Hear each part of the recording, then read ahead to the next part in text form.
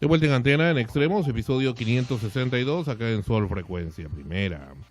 Bien, lo comentamos la semana pasada, la Facultad de Ciencias de la Comunicación de la Universidad San Martín de Porres organizó una simpática charla sobre radio alternativa y sobre nuevas ideas, nueva creatividad para la radio. Y nosotros, por supuesto, siempre interesados en esos temas, máxime como ustedes saben, estoy llevando la maestría de periodismo allí y como también lo recuerdan los escuchas más antiguos y veteranos, estamos en la Universidad de ahí, San Martín, desde los años 90, ¿no? Desde aquel recordado local de la Avenida Brasil. Pero bueno, estamos en estos momentos con Alejandro Cornejo. Alejandro Cornejo Montiveller, él es uno de los directores de Radio Dialnet, RDN Radio, la radio de la Facultad de la Universidad San Martín de Porres de Ciencias de la Comunicación, y fue uno de los expositores en esta actividad cultural. Me interesó mucho cuando escuché y quise compartirlo con todos ustedes toda la gran variedad de formatos de sonido remoto. Yo creo que hay que darle otro nombre ya, porque el tema radio se asocia mucho a las ondas hercianas, que nos presentó, lo cual, por supuesto, el mundo digital nos abre las puertas enormemente para poder hacer disfrutar y conocer y aprender de este tipo de material.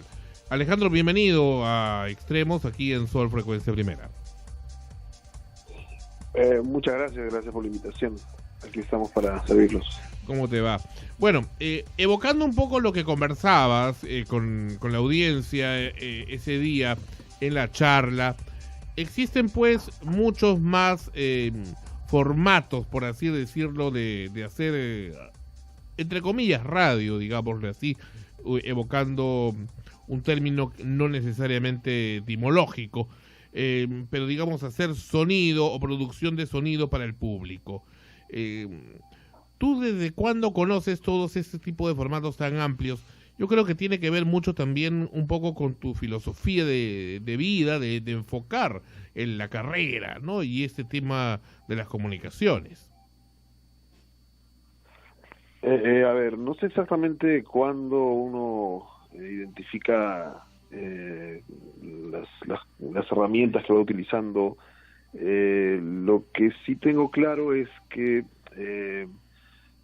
probablemente por algún estado mental particular que tendría que analizarlo desde una perspectiva psicológica quizá, no estoy muy tranquilo con las cosas que hago, entonces trato actualmente de variar todo lo que estoy haciendo, claro, girar en el proceso para buscar una alternativa nueva. Lo más cercano a eso es la ciencia, ¿no? Hay una curiosidad científica detrás de mí siempre, entonces creo que va por ese lado. Entonces para mí esta mezcla entre arte, ciencia y cultura me parece bastante interesante para promover siempre. Entonces para mí la radio es ciencia, es arte y además es cultura, y por eso me encuentro como muy tranquilo en este medio, ¿no? Yo creo que has tocado un punto importantísimo, vocacional inclusive, porque hoy por hoy hay que volver a posicionar ese sentido de esa palabra tan simpática que has dicho, que es ciencia. Ciencias de la comunicación. No es simplemente un tema de un oficio, ¿no? Bueno, ya grabas, pones la voz, en fin, y con cierto arte, sino que en realidad es una ciencia. Ese sentido, creo que esencialmente la mediática como que lo ha ido perdiendo, un poco quizá embelecido con esa quimera, que al menos yo le llamo quimera, del rating, que en realidad a veces hace más mal que bien.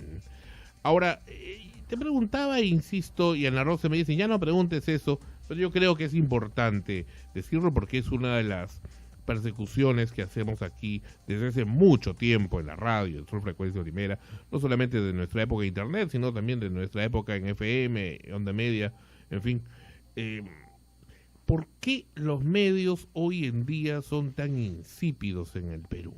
¿Por qué? Porque si vamos a Colombia, por ejemplo, vamos a Ecuador, no es muy lejos, y escuchas una radio un poco más diferente, un poco como lo que capaz era, obviamente con la tecnología de ahora, en los años 70 u 80 acá en el Perú.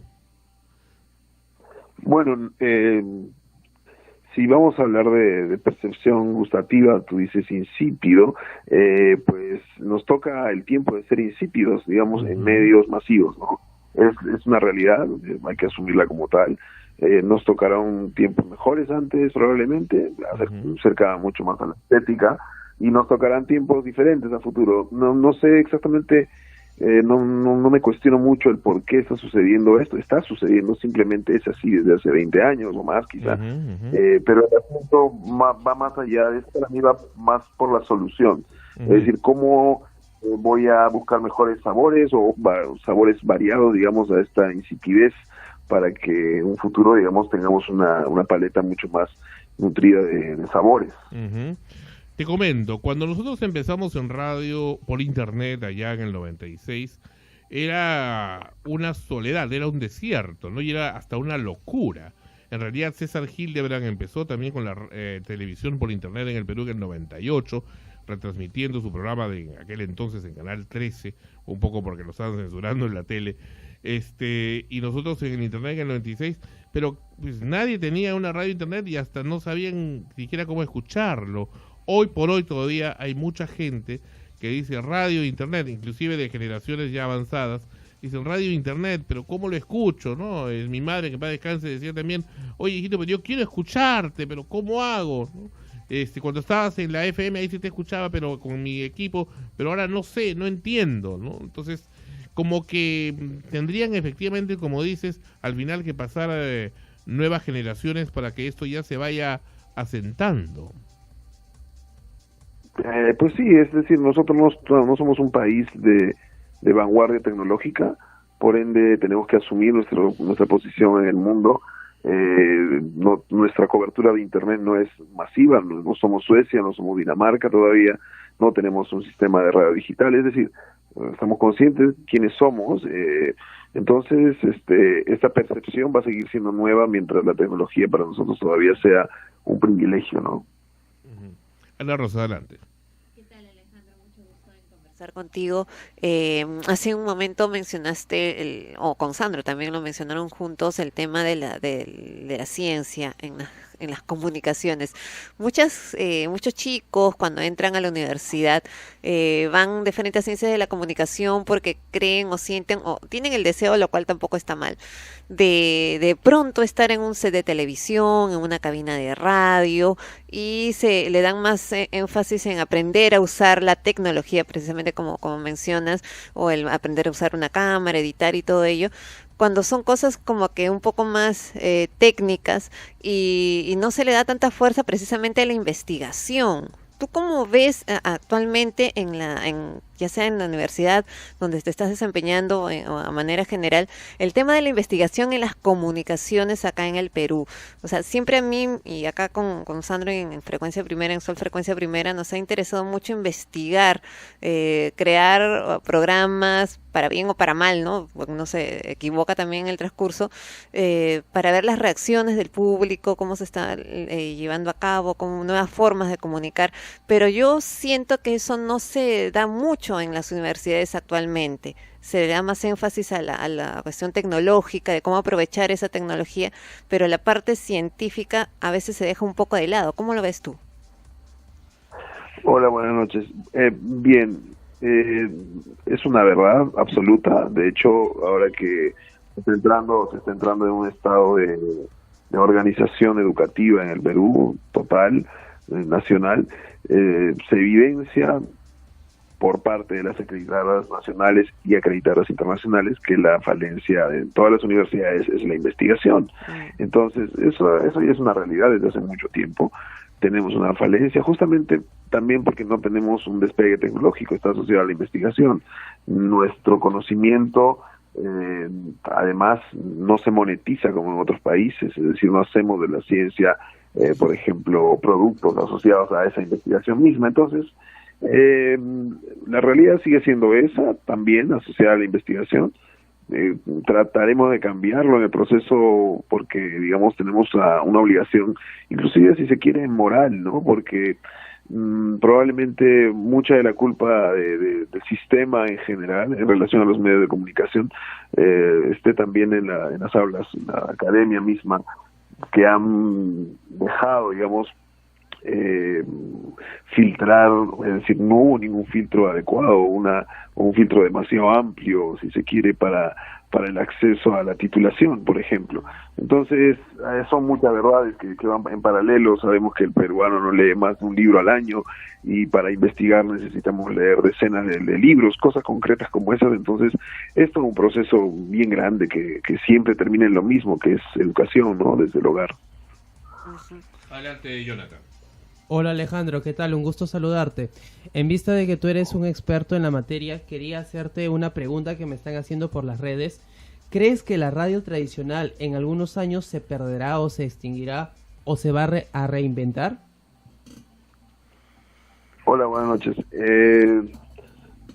Esa pregunta es normal, cotidiana, y en cada momento, en cada año es válida desde 1890 y pico, es válida desde 1911, 1930, 1950, 70, 60, 2010, 2000, 2019, entonces será válida el próximo año también, y la respuesta sigue siendo la misma, está ahí y no sabemos lo que vaya a pasar, lo único sé que se está transformando.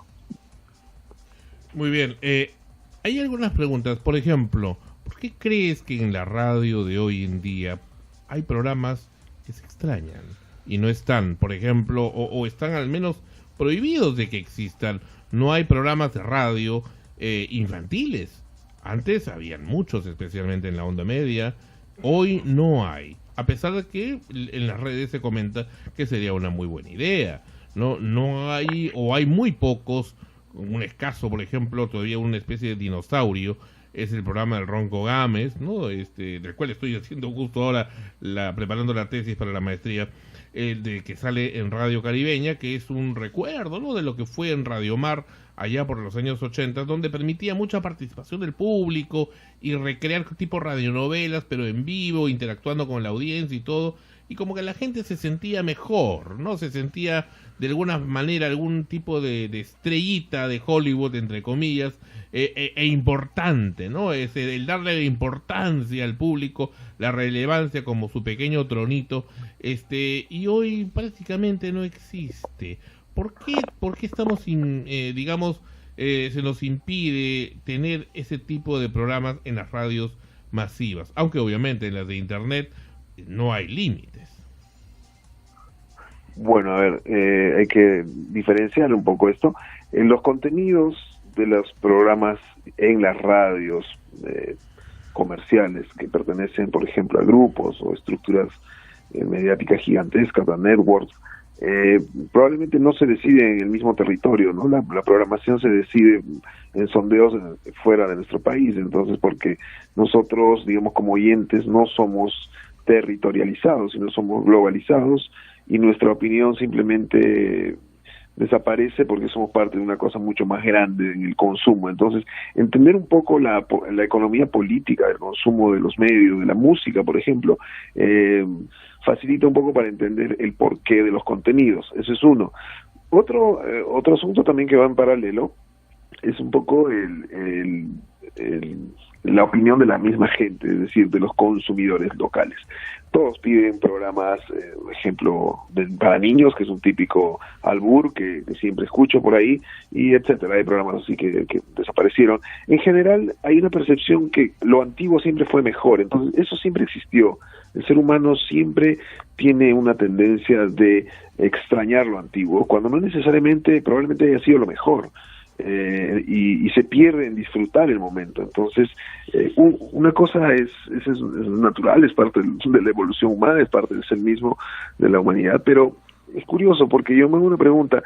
Estas personas que piden programas para niños en radio, es decir, están pidiendo un lenguaje radiofónico, voces, sonido, música a través del sonido por altoparlantes, probablemente lo que hagan en sus hogares sea presentarle Netflix, mostrarle videos a sus hijos, llevarlos al cine, pero jamás pueden hacer una historia relatada en podcast. Yo no he visto hogares donde los niños tengan, digamos, una afinidad a la descarga de archivos, que su padre promueva esta escucha activa, digamos, de otras realidades a través de radios que pueden encontrar en internet, por ejemplo.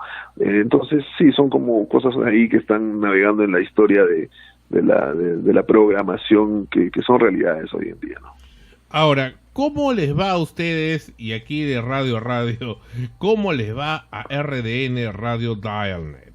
Una emisora que está apostando, como bien ustedes también han comentado ese día, por hacer, digamos, radio experimental o radio diferente. Tienen un gran estudio, inclusive presentan artistas. Un poco comentaban, ¿no?, ese recuerdo, ¿no?, de las radios antiguas como Radio Lima, Radio Nacional, Radio Unión, Radio Comas, inclusive, que tenían esos famosos auditorios donde pues llenaban pues de gente y de músicos, de orquestas, y hacían programas en vivo. Un poco Radio Dialnet de alguna manera está apostando hoy por ello. Primero debemos concretar que RDN es un espacio laboratorio para los alumnos de la carrera de Ciencia de la Comunicación. Por ende, es un espacio en el que pueden experimentar, donde el error es parte del aprendizaje.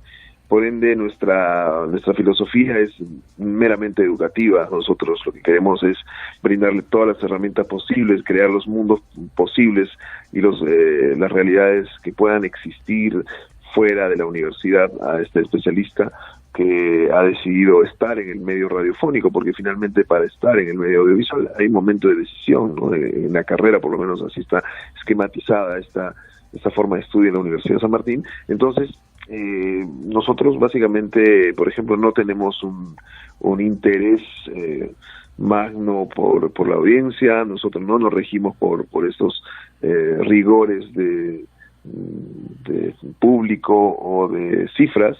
Lo que queremos hacer es simplemente proponer a los alumnos un espacio en el que puedan navegar tranquilos en un mar abierto de creatividad y donde puedan finalmente utilizar todas las herramientas posibles que el tiempo les dé. Dos preguntas muy concretas, Alejandro. La primera, ¿tú crees que las radios corporativas actuales en el Perú no les interesa lo nuevo, la creatividad, al extremo de poder dedicar, media hora a la semana, media horita a la semana nada más, para programas experimentales nuevos que al final pueden nutrir su propia emisora? Y lo segundo, mi segunda pregunta era respecto a lo experimental que dice que ustedes están haciendo en RDN. ¿No sería también interesante, como parte de la experimentación, digamos, de los contenidos, también hacer una estrategia publicitaria alternativa también, para de alguna manera en el entorno digital lograr éxito comercial para un proyecto de radio digital? Empiezo por lo último. ¿Sí? En la carrera dedicamos todo un semestre a los alumnos para enseñarles gestión y marketing radiofónico, radial, y se hacen todos los proyectos necesarios para que puedan monetizar, conocer una radio comercial, de corporación, con todo lo que ello significa, con público, con cifras, con programaciones estandarizadas. Eso existe, es decir, nosotros no estamos negando la radio comercial ni los procesos comerciales que tienen dentro, y así que salen preparados para ir conociendo lo que hay, ¿no? Digamos, hoy en día nuestra facultad, y básicamente en la especialidad de radio, es la especialidad de radio en el Perú que más tiempo le dedica al medio, a radio, claro, desde el cuarto ciclo. Entonces, es cierto. Y en Latinoamérica, además, es una de las, si no la primera carrera o la especialidad en radio, con la especialidad de radio de la escuela, que le dedica tiempo no solo al marketing, sino también al arte sonoro y a otras artes radiofónicas que no están incluidas en algunos sílabos. Así que estamos bastante convencidos de que lo que estamos enseñando es algo bastante amplio, y que, bueno, básicamente tratamos de luchar contra ese tiempo en el que el alumno está en la universidad. Y con respecto a la primera pregunta que me hacías, En realidad, las corporaciones aquí o las radios comerciales, no sé cómo en realidad cómo llamarlas, pero sabemos esas que están en las ondas hercianas públicas, FM y AM, tampoco deciden lo que van a poner, entonces, o cómo van a programar las cosas, o cómo está su parrilla.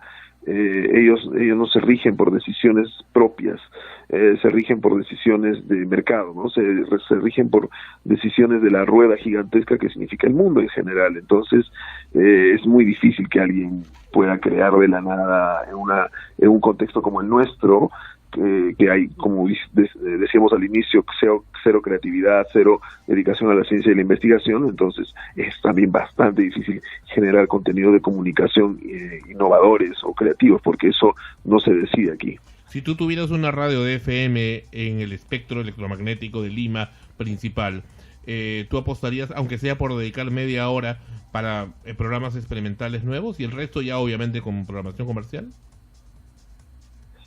Si tuviera una radio, la posibilidad de tener una radio en FM, la vendería, que la tenga otra. Perfecto. Alejandro, muchísimas gracias por haber estado con nosotros, habernos dado unos momentos de tu tiempo, de tu ocupada agenda, para compartir este conocimiento de lo que es radio aquí en Extremos y en Sol Frecuencia Primera, y muchísimo éxito con Radio Dialnet. Muchas gracias a ustedes, felicidades por el trabajo que hacen desde hace mucho tiempo, y ustedes también, como mucha gente en la radio, en el medio, son la inspiración para los jóvenes que están saliendo y que tratan de ver que la radio es una pasión, es una forma de vida, y bueno, y hay que simplemente dejarse llevar por esa pasión. Gracias y suerte a ustedes. Gracias, hasta muy pronto. Bueno, fue Alejandro Cornejo Montiveller, creativo de audio, nos mostró cosas muy simpáticas el día de la conferencia, un poquito desesperanzador. ¿Qué opinas, Elizabeth? Dijo que si tuviera una radio lo vendería. Dios. Bueno, en mi opinión personal... En tu opinión personal, no colectiva. Bueno, bueno, cada quien tiene su propio punto, pero no estaría nada de mal apostar por algo nuevo y apostar por algo experimental. ¿Por qué no? ¿Por qué no dar una nueva oportunidad a programas nuevos? El mundo cambia. Si el hombre, si el hombre se hubiera quedado simplemente en la edad de piedra, sin haber experimentado el fuego, por ejemplo, seguiríamos en la edad de piedra. Capaz ya nos hubiéramos hasta extinguido con la edad de hielo. Claro, pero esa puede ser una de las razones por las cuales efectivamente son más de 20 años en la misma situación. Porque no está pasando nada nuevo, no están intentándolo y no cambian. Ahora, cuando Alejandro dice que vendería la radio, yo me imagino, o sea, en realidad, a mí me parece también una carga bien pesada tener en la actualidad una radio de FM.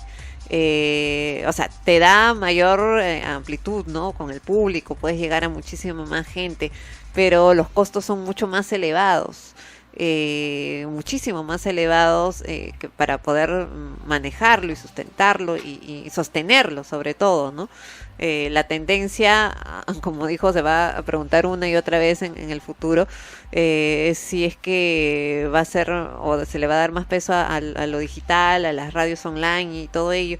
Yo creo que no van a desaparecer del todo, porque hay estas radios grandes que tenemos en la actualidad, en la mayoría se sostienen porque hay alguien o un grupo de gente con poder que maneja una gran cantidad de dinero que lo puede mantener. No tenemos, son radios corporativas casi todas, ya no hay una radio que le pertenezca a una persona, una familia, una cosa así, ya se han extinguido, ¿no? Y no se da mucho eso. Entonces, tener una radio en FM sí debe ser pues un estrés máximo, ¿no? Si es que te encargan que esta se sostenga comercialmente, sobre todo en la actualidad como se dan las cosas. Y por eso es que las mismas radios que están en las tradicionales tienen que ir también a la par con lo digital, con lo online, ¿no? Entonces están en ese mismo rubro. Ahora que le